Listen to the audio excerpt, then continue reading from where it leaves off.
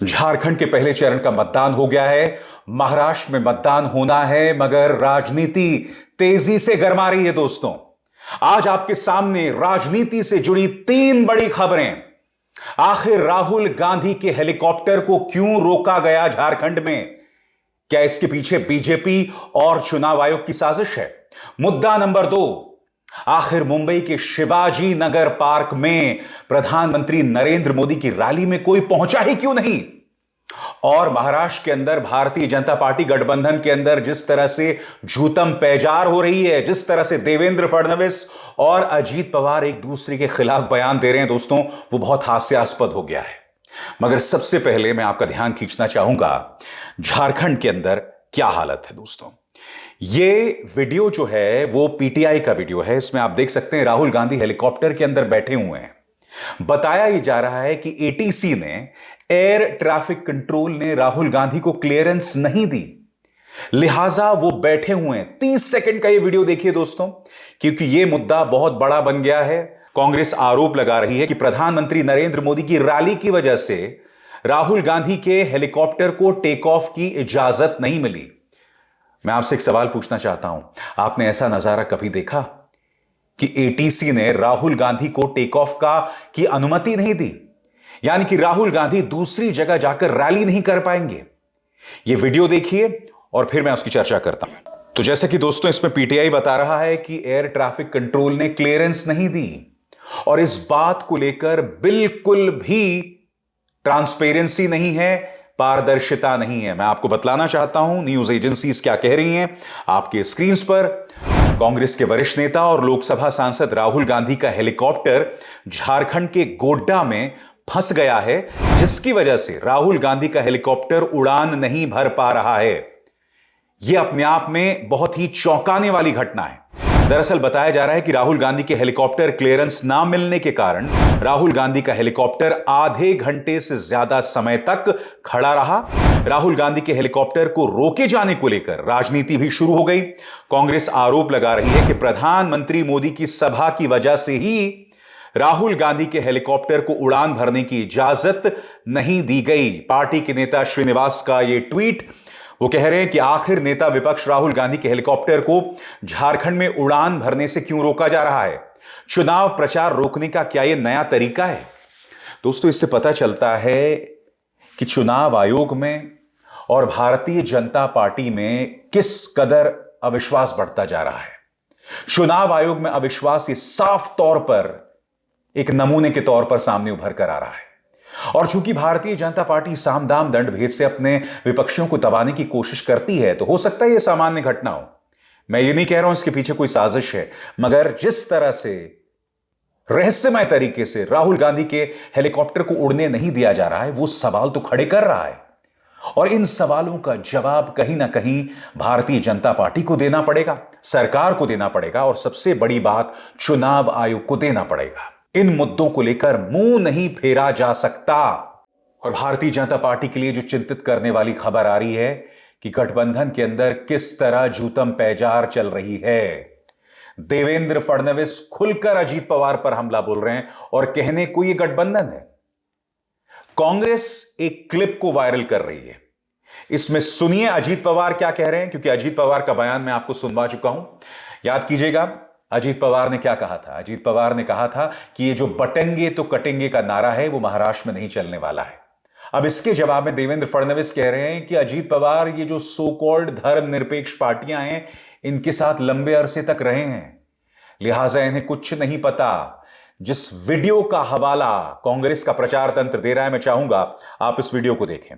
एक स्टेट के chief minister आते हैं और वो बोल देते हैं बटेंगे कटेंगे, तुरंत हमने बताया कि ये कि उत्तर प्रदेश नहीं है, नॉर्थ में ये चलता होगा।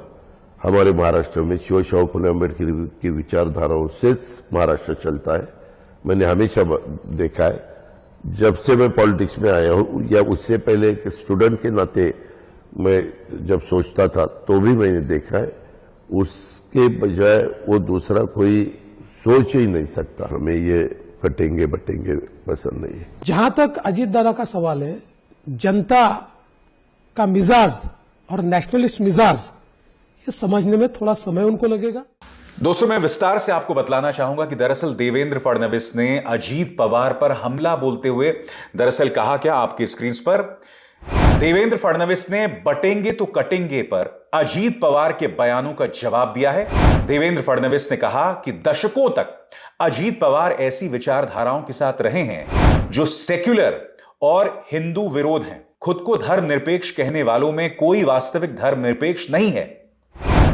वे ऐसे लोगों के साथ रहे जिनके लिए हिंदुत्व का विरोध करना ही धर्मनिरपेक्षता है।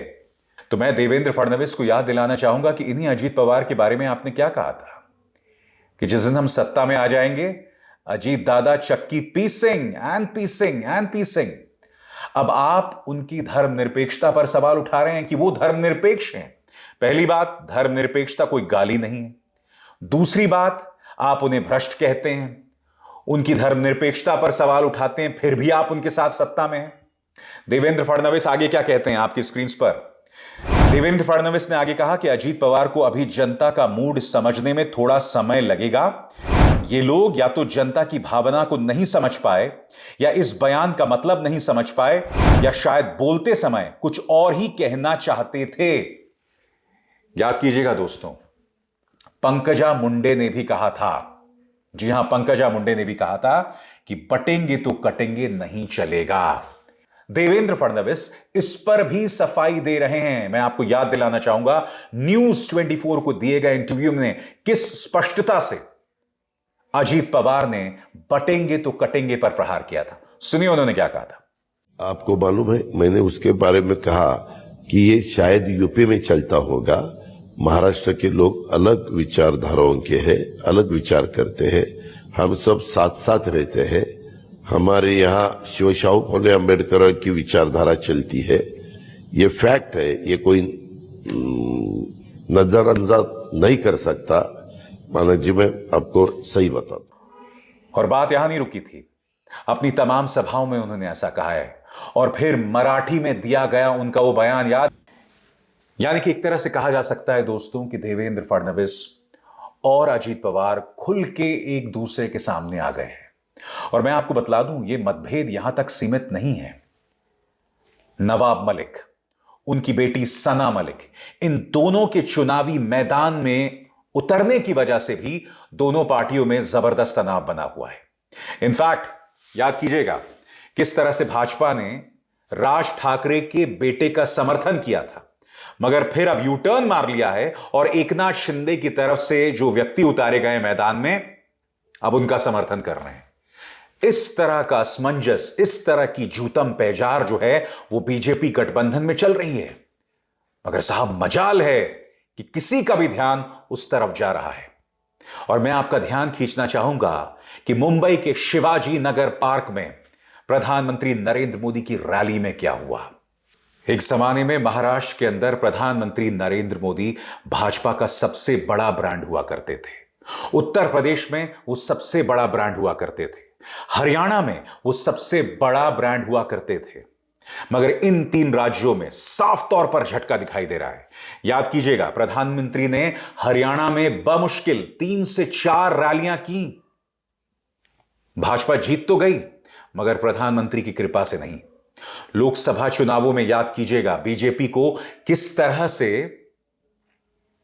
अखिलेश यादव और कांग्रेस के हाथों हार का सामना करना पड़ा। इनफैक्ट याद कीजिएगा सीएसडीएस का वो सर्वे जिसमें बात सामने उभर कर आई थी कि प्रधानमंत्री पद के लिए लोगों की पहली पसंद राहुल गांधी हैं और फिर उसके बाद प्रधानमंत्री आते हैं। आप जानते हैं प्रधानमंत्री मोदी बमुश्किल बनारस से जीते थे। आप यह भी जानते हैं कि फैजाबाद में भाजपा को हार का सामना करना पड़ा था। और अब मुंबई के शिवाजी नगर में उद्धव सेना दोस्तों एक वीडियो वायरल कर रहा है। प्रधानमंत्री की रैली है, 1 मिनट का वीडियो है दोस्तों।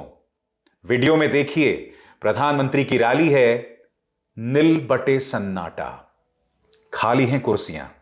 और प्रधानमंत्री की रैली में आप जानते हैं कि बसों में भर भर के लोगों को लाया जाता है, मगर लोग नदारद।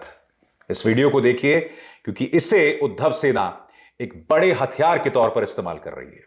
कहूंगा कि मेरी चुनावी सभा कम है, आज तो मैं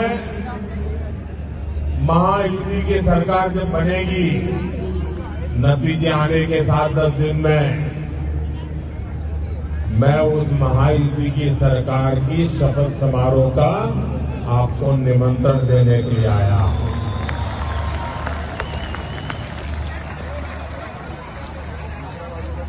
महिला नेतृत्व वाले कई स्टार्टअप मुंबई बेस्ड हैं।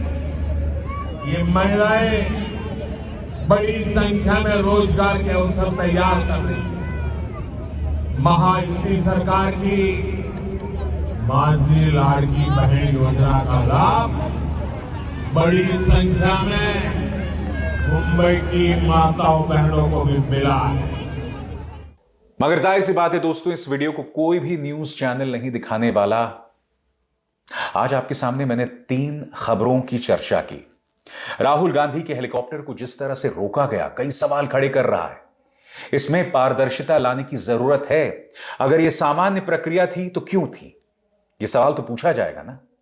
सबसे बड़ी बात, देवेंद्र फडणवीस और अजीत पवार एक दूसरे के जानी दुश्मन बने हुए हैं, मगर साहब मजाल है इसकी चर्चा प्राइम टाइम में हो। और प्रधानमंत्री नरेंद्र मोदी की रैली में नील बटे सन्नाटा, इस पर भी तो सवाल होना चाहिए। अभिसार शर्मा को दीजिए इजाजत। नमस्कार। स्वतंत्र और आजाद पत्रकारिता का समर्थन कीजिए, सच में मेरा साथी बनिए। बहुत आसान है दोस्तों, इस ज्वाइन बटन को दबाइए और आपके सामने आएंगे ये 3 विकल्प। इनमें से एक चुनिए और सच के इस सफर में मेरा साथी बनिए।